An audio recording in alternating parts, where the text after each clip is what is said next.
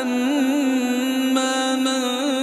ثقلت موازينه فهو في عيشة راضية